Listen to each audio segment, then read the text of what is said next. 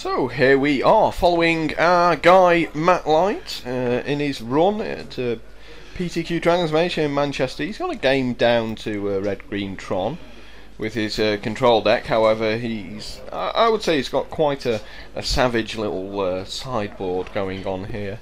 Yeah, we're going to see Vendilion Clicks, Sowing Salts, and he's more than likely going to have Pithing Needle and Stony Silence as well against the Tron deck, which is pretty brutal overall. Now this kind of means that Tron has to make a turn 3 Tron to be able to actually just power out some stuff before this hate starts flying around the place. Yeah, I imagine that Matt's first Pithing Needle is going to name Khan if he drops it down, because Khan's the only way that the get Tron rid deck... of the Pithing Needle, in fact. Yeah, because obviously Stony Silence is going to shut down Oblivion Stone. So, and Matt's going aggro at this point. He's just lightning bolted both players because he's taken 2 off his steam vents.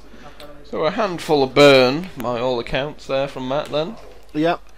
I mean, his deck's not going to be optimised as far as Snapcaster goes, because he is up against a 4 Relic Progenitus There's deck. certainly not a whole lot else you can do with your burn spells. No.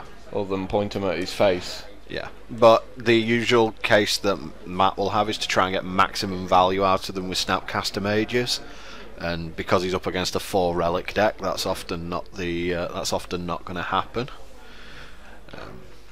But I honestly don't know. We saw Mac burning his relics quite early in the last game, so if he does, well, he was trying to get through to his important cards. Yep. And here come more lightning bolts. So if he's got a hand of like double bolts and double Snapcaster Mage, he might just well go down that route. Yeah. I wonder if Matt's got Shadow of Doubt here to blow out the expedition map. Or if Matt's just going to go, don't need it, and make the Tron anyway. Yes, that was the other card that Matt was bringing in, quite happy about. We had a chat between rounds where he was talking about how he quite liked Shadow of Doubt in the current format. Yep, and as you can see, Mac has just raw dogged the Tron anyway. No need for that expedition map. So Matt's really looking at a remand this turn, and Mana Leak more than likely this time. I'm not sure Matt plays remand main deck in this deck. Remand's a lot more. You don't really get many opportunities with a Mana Leak to use them against a Tron player, so... Not really. I mean, he would in this turn if Mac went for Khan. He could have Mana Leaked it. No Shadow of Doubt for Matt. I think Mac will probably look for Ayavug in here.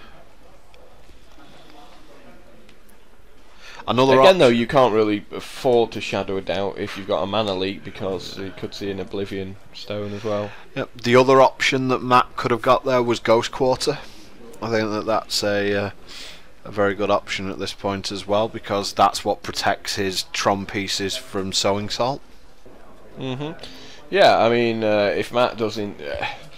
again, this all comes down to, what you know about your opponent's decks, and I'm not sure Mac will be aware of Sowing Salts. It's one of the older cards to be played, and a lot of people who would pick up a Tron deck for the first time just wouldn't understand how brutal it is.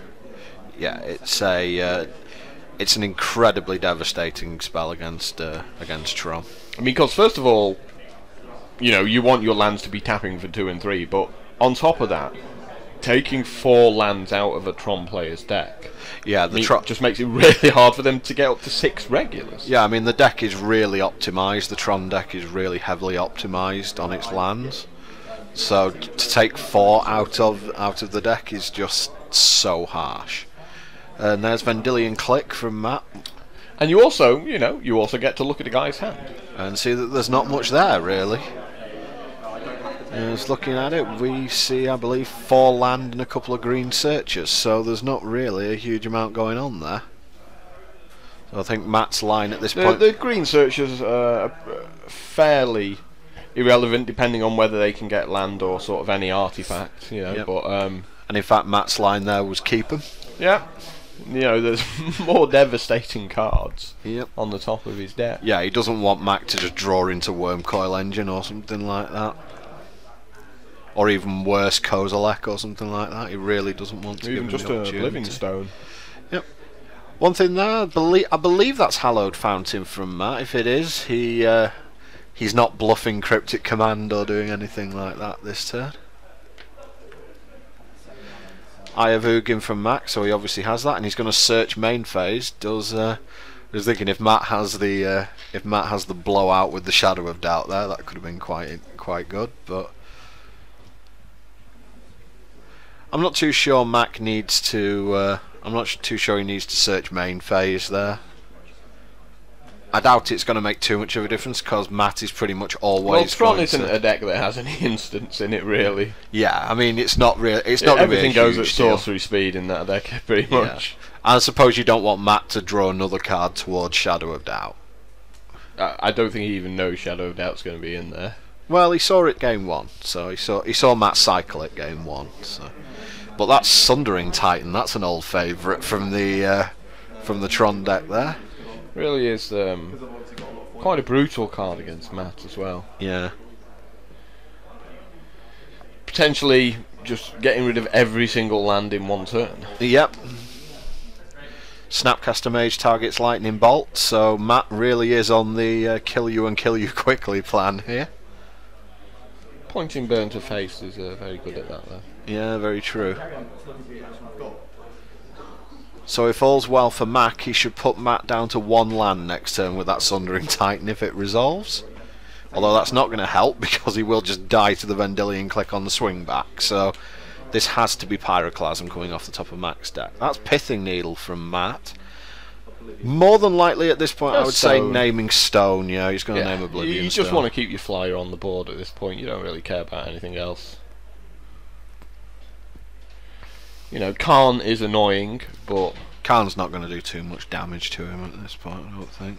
Going to deal with the click instantly. Yeah. Keeping him alive for another turn. Yeah, true. But like I said, Khan's annoying, but Stone's more annoying. Because he also would then get to Sundering Titan. Twice. And potentially, Yeah. you know, stone it straight afterwards and just put Matt down to no permanence. Yep. And Mac's just going, by the way, have a life, so I believe this is Pyroclasm coming from Mac, which is pretty much about as good as it could have been off the top of his deck there, because he's going to be able to cast the Sundering Titan as well with that Urza's Tower that's in his hand.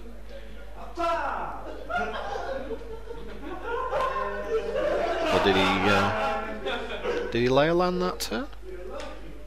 He must have laid a land that turn. Yeah, he laid the Grove. Okay. Zap you down to one. Matt's got a couple of draws at this.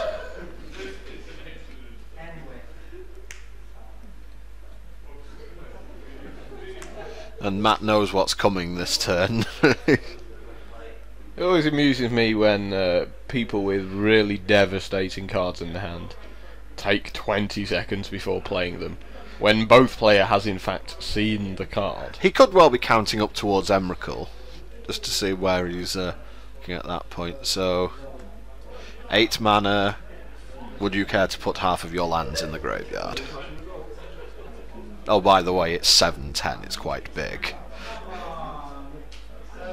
But one life is one life. Yeah.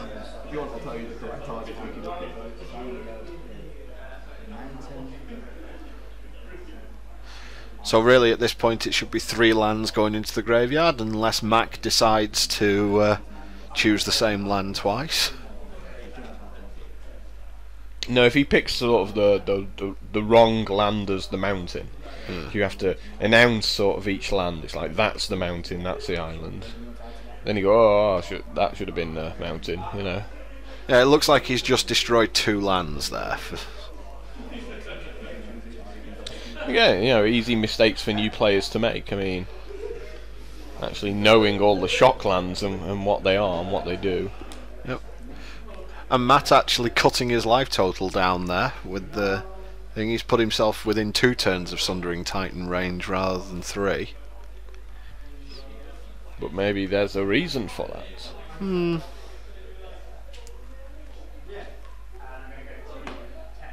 Cryptic Command will buy him another couple of turns. I mean, just don't he's not bounce going to be it. bouncing it, you Yeah. know, but he's certainly going to be tapping it down and drawing a card. Yep. Oh, I think we've got to go and clench at this point from Matt. That's a lot of mana for Mac there. I believe that next turn we will be seeing Emrakul from Mac, although it's not going to matter. The Sundering Titan will go all the way if Mac can't come up with an answer here. Activate Eye of Ugin.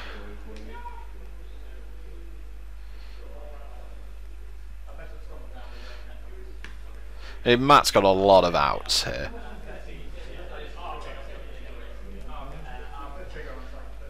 Get Wormcoil Engine. I'm not too sure how necessary this is. It's like, wouldn't you just rather get Emrakul and end the game next turn? I mean, I don't think you need to be searching for a Wormcoil Engine and playing it at this point.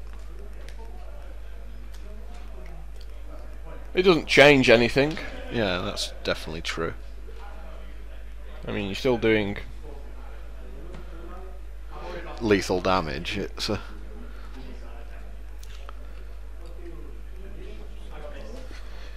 And I think we're about to see the only time ever Mana Leak is useful against a Voltron.